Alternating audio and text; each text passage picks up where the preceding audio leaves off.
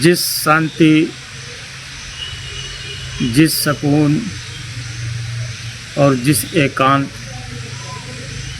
के प्रवाह में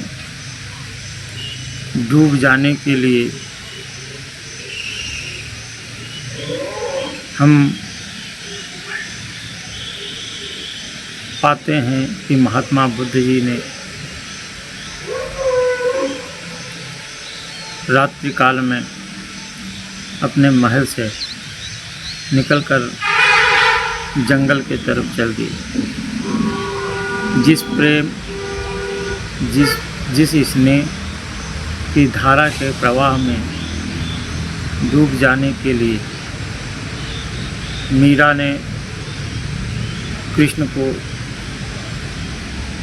अपने हृदय में आत्मसात किया, यह अनंत काल की खोज है। अनंत काल की खोज है। यह मानव की प्रवृत्ति है और हर मनुष्य का अधिकार है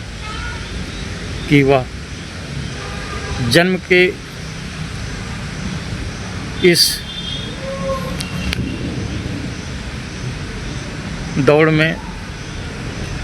अर्थ, धर्म और कर्म के पथ में विभक्त होकर के भी,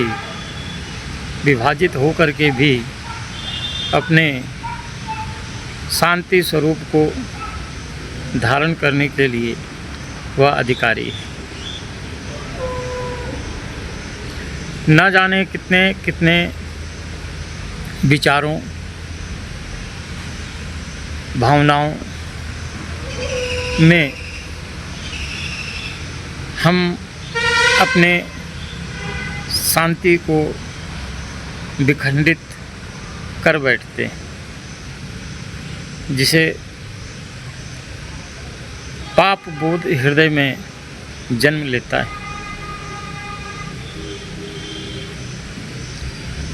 यह बोध ही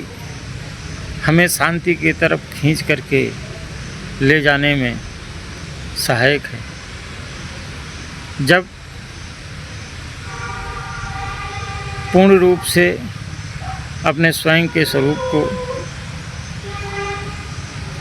आत्ममंथन करते हैं तो स्वतः ही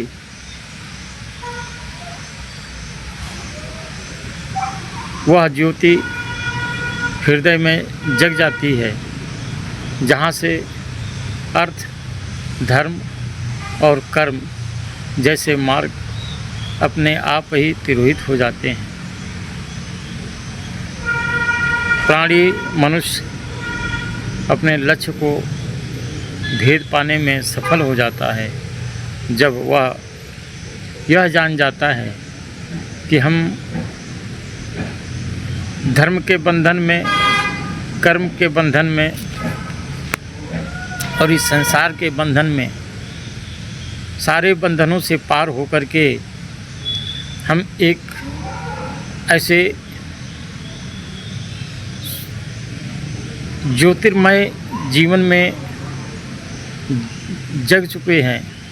ऐसे ज्योतिर्मय जीवन को पा चुके हैं जो हमें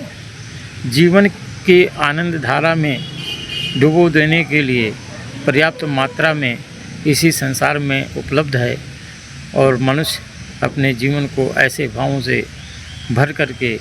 अपने आप को इस बंधनों से मुक्त करते हुए उस सृष्टि के, उस परमात्मा की बहती हुई निर्मल धारा में अपने आप को समाहित कर लेता है और यही प्राप्ति मनुष्य के लिए परम लक्ष्य का साधना बन जाता है।